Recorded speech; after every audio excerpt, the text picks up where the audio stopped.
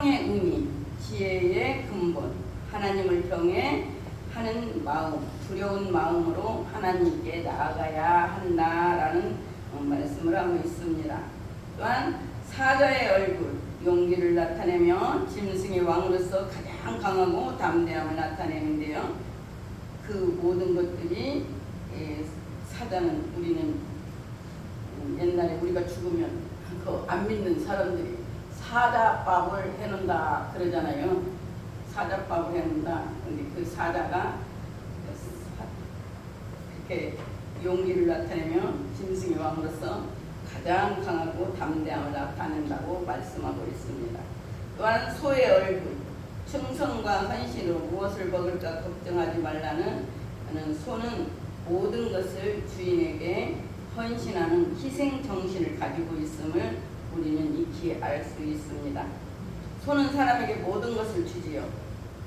머리는 머리대로 소 머리 국밥을 거기에 써먹을 수 있고, 또한 우족은 가죽 신발을 만들 수 있고, 고기는 고기대로 모든 것을 주어서 그건 희생 정신, 모든 것을 줍니다. 희생 정신. 우리 예수님도 모든 것을 주셔서 우리가 이렇게 살아가고 있지 않습니까? 그러면서 독수리의 얼굴은 신속성과 믿음을 말하며 빠르며 민첩성을 가지고 있으며 날아오르며 새 힘을 주지요. 그러면서 그 얼굴의 모양은 넷의 사람 앞에 얼굴이요, 그럼 넷의 우편은 사자의 얼굴이요, 넷의 좌편은 소의 얼굴이요. 그러면서 독수리의 얼굴이고, 내 생물의 네 가지 모습은 사명을 나타내는 건데, 하나님께서 에스겔 선지자에게 소명을 주시면서 내 생물의 모습을 먼저 보여주는 것을 우리는 알 수 있습니다. 에스겔 선지자가 내 생명을 내 생물 같은 사명자로서의 사명을 감당해야 함을 나타내기를 원하는 하나님의 말씀이죠. 사람의 얼굴은 지혜를 나타내며 지혜를 생물과 직결되는데, 잠언서 3장 18절에는 지혜는 그 얻은 자에게는 생명나무라, 지혜를 가진 자는 복이 된다는 것을 말씀하고 있습니다. 지혜 있는 자의 교훈은 생명의 샘이라,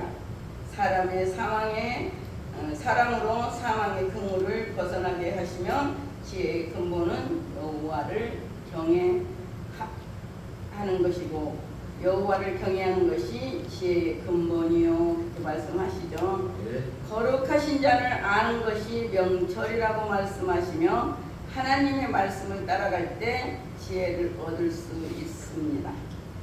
너는 귀를 기울여 지혜 있는 자의 말씀을 들으며 내 지식에 마음을 둘지어다. 어떤 이에게는 성령으로 말미암아 지혜의 말씀을, 그리스도의 말씀이 너희 속에 풍성히 거하는 모든 지혜를 피차 가르치며 권면하고 시와 찬미와 신령한 노래로 부르며 마음에 감사함으로 하나님을 찬양하라 그랬습니다. 또한 사자의 얼굴은 용기를 나타내며, 사자는 모든 짐승 가운데 가장 강하며 어떤 짐승 앞에서도 물러서지 않는 사자이죠. 용기 있는 의인을 사자같이 담대하라고 말씀하시며, 악인을 쫓아오는 자가 없도록 도망한다 그렇게 말해요. 의인은 사자같이 담대하라고 하면서 예레미야 선지자는 하나님께서 바벨론을 동원하여 이스라엘을 심판하신다는 메시지를 사자가 올라온다라고 선포하였죠.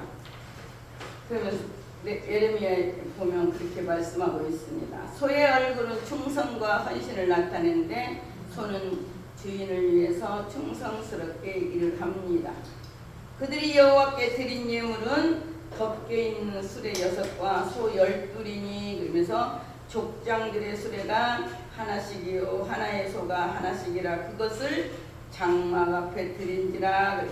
성경에 일렀을 디모데전서 5장 18절에 곡식을 밟아 떠는 소의 입에 망을 씌우지 말라 그렇게 말씀하시죠. 일꾼이 일꾼이 일을 하면 그 싹을 받은 것이 마땅하다고 말씀하고 있습니다. 소는 죽은 다음에도 주인을 위해 모든 것을 다 바치는 거죠. 사람이 만일 화목제의 희생을 예물로 드리되 소를 드리려거든 수컷이나 암컷이나 흠없는 것으로 여호와 앞에 드릴지니 너희는 누룩 없는 자인데 새 덩어리가 되게 하기 위하여 묵은 누룩을 내며 버리라. 그래서 우리의 유월절 양 곧 그리스도께서 희생이 되셨느니라 그래요. 소는 주인을 알아봅니다. 소는 그 임자를 알고 나귀는 주인의 구유를 알건만은 이스라엘은 알지 못하고 나의 백성은 깨닫지 못하는구나 하면서 하나님이 말씀하시죠. 하나님께서 말씀하시며 에스겔 선지자가 소와 같이 충성스럽고 생명에 바쳐 범죄한 백성의 죄를 깨우치라고 말씀하신 것입니다. 독수리의 얼굴은 신속성과 믿음을 나타내는데 독수리는 빠르기 때문에 지나가는 것이 빠른 배 같고 먹으려고 날아내리는 독수리와도 같구나. 욥기서의 9장 26절에 말씀하시며 독수리는 높이 날아옵니다. 오릅니다. 오직 여호와를 앙망하는 자는 새 힘을 얻으리니 독수리 날개를 치며 올라감을 같을 것이요. 다른 묵지를 하여도 번거치 아니하겠고 걸어가도 피곤치 아니하리라. 아멘. 그러면서 독수리는 40년을 사는데 40년이 다 되면 자기는 그 이빨을 다시 뺀대요. 빼가지고 빼면은 다시 나면은 그 힘이 다시 더 솟아올라서 더 창공을 더 나를 수 있는 그러한 저기가 있다는 말을 들었습니다. 그러면서 독수리가 창공을 향해 비상하는 모습은 성도가 하나님을 앙망하는 절대 신앙을 나타내며 하나님께서는 에스겔 선지자에게 사명을 주시면서 마치 내 생물과 같이 사명을 가져야 함을 보여주신 것입니다. 그러면서 주님께서 재림하실 때 주님을 맞이하도록 복을 받는 종은 충성되고 지혜로운 종이 되어 때를 따라 양식을 나눠주는 종이 되기 위해서는 너희도 예비하고 있으라 그렇게 말씀하시죠. 생각지 않을 때 인자가 오리라. 충성되고 지혜 있는 종이 되어 주인에게 그 집사람들을 맡아 때를 따라 양식을 나눠줄 자가 누구뇨. 주인이 올 때 그 종이 이렇게 하는 것을 보면 그 종이 복이 있으리라. 주인이 올지 알면 그 시간에 아주 주인 오는 그 잘하죠. 오는 복이 좋으라. 그러지만 주님은 언제 오실지 몰라요. 도둑이 언제 올지 알면 우리는 그 집을 지킬 수 있어요. 그러나 도둑이 밤에 올지 낮에 올지 모르기 때문에 우리는 잠을 자다가 도둑 맞아요. 우리 하나님 예수님이 오실 때 도둑같이 오신다고 말씀하시잖아요. 그렇게 아무 때 언제 오실지 모른다는 거예요. 그래서 우리는 하나님이 하라는 말씀 그대로 살아가는 것이 우리의 근본입니다. 우리가 그렇게 살아가야 합니다. 그래서 그 종이 복이 있을 것이고 소와 같은 충성하고 사람같이 지혜롭게 하며 때를 따라 때에 맞는 양식을 전하는 자가 복을 받을 것입니다. 그러면서 이제 3장이 이렇게 가다가 보면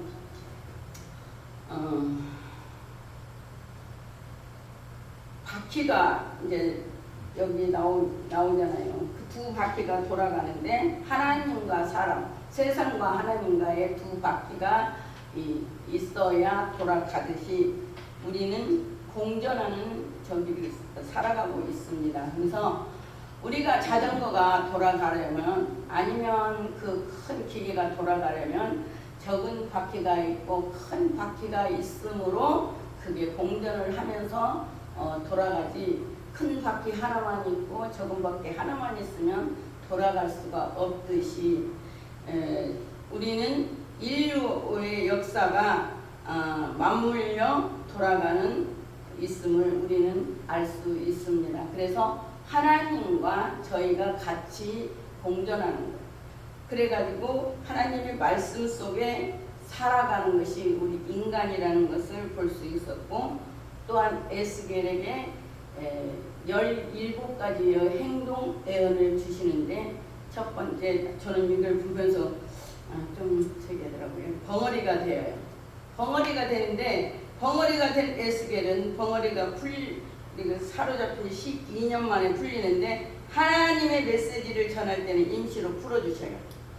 그런데 하나님의 말씀만 전하기 위해서 벙어리가 되었고, 패역한 족속들을 꾸짖지 못하게 하셨으며 책망하지 못하게 하셨다. 저는 이걸 읽을 때 왜 잘못했는데 뭘 아무 소리 안 하고 있어? 뭐라고 해야지? 그 생각을 하고 있었어요. 근데 나중에 이제 조금 깨닫게 되는데, 이거는 회개하고 돌아올 때까지 우리는 참아주라는 말씀이더라고요. 그래서 우리는 패역한 족속들에게 꾸짖지 못하게 하셨으며 책망하지 못하게 하신 것을 회개할 기회를 주신다, 그렇게 말씀하세요. 그러면서 회개할 사람이 있을 때는 임시로 입을 열어 전하게 하셨고, 사람의 말을 할 때에는 하나님 말씀을 입을 닫아서 벙어리가 되게 하셨다고 첫 번째 행동 예언에 나와요. 그래서 3장에 보면 그렇게 나오더라고요. 근데 어쨌든 그래서 하나님의 말씀, 사람의 말을 하지 말고 하나님의 말씀만 전하게 하라 그래요. 그리고 말씀을 풀리지 않은 것이 없으며 하나님의 말씀 반드시 이루어진다는 것을 우리는 알 수 있습니다. 그래서 여기서 두 가지를 내가 딱 지금, 하나님의 말씀을 전할 때에는 하나님이 입을 열어주셨고, 아니 여기서 입을 막 하는데 내가 하나님의 말씀이고 무슨 말이고 이 사람이 뭔 말을 했을 때 이 말을 하고 싶은데 이 말을 못해요. 얼마나 답답했겠어요. 그지만 하나님의 말씀을 전할 때는 술술술술 나오게 에스겔 선지자에게 입을 열어주셨고, 또한 그 다음에는 입을 벙어리가 되게 하고, 또 저 사람이 잘못해서 꾸짖어야 되는데 꾸짖지 못하게 하는 것은 그 사람이 다시 회개하고 하나님 앞으로 돌아오기 위해서는 그렇게 꾸짖지 말아라, 그렇게 말씀을 하신 거예요. 그래서 우리가 다 잘못하면 다 잘못한 대로 벌을 받으면 하나도 남아있을 사람 없듯이 우리는 다 택한 백성이기 때문에 회개하고 돌아올 때까지, 우리가 조금 잘못했다 할지라도 회개하고 돌아올 때까지 하나님은 기다려 주신다, 그렇게 하는 것을 볼 때에 은혜가 되더라고요. 여러분들은 어떠셨는지 몰라도 말씀을 뵙겠습니다. 보좌 앞에 수정과 같은 유리 바다가 있는데, 보좌 가운데와 보좌에 네 생물이 있는데 앞뒤 눈이 가득하다 그래요. 가득하다, 그거는 보는 눈이 많다 이거예요. 보는 눈이 많기 때문에 네 생물 가운데 보좌에 왔다 갔다 한다는 거예요. 왔다 갔다 하면서 사명을 감당하는 모습을 나타내는데, 예수님은 보좌 가운데 계시는 분이었는데 보좌를 버리고 나자니심으로 그는 근본의 하나님 본체이시나 하나님과 동등됨을 취할 것으로 여기지 아니하시고 오히려 자기를 비워 종의 형체를 갖추어 사람들과 같이 되었음을 말씀하시며, 사람의 모양으로 나타나셨는데 자기를 낮추시고 죽기까지 복종하셨으니 그래. 그 십자가에 죽으셨음을 말씀하고 있는데, 십자가에 죽으시고 부활하신 다음 보좌 우편에 앉으셨죠.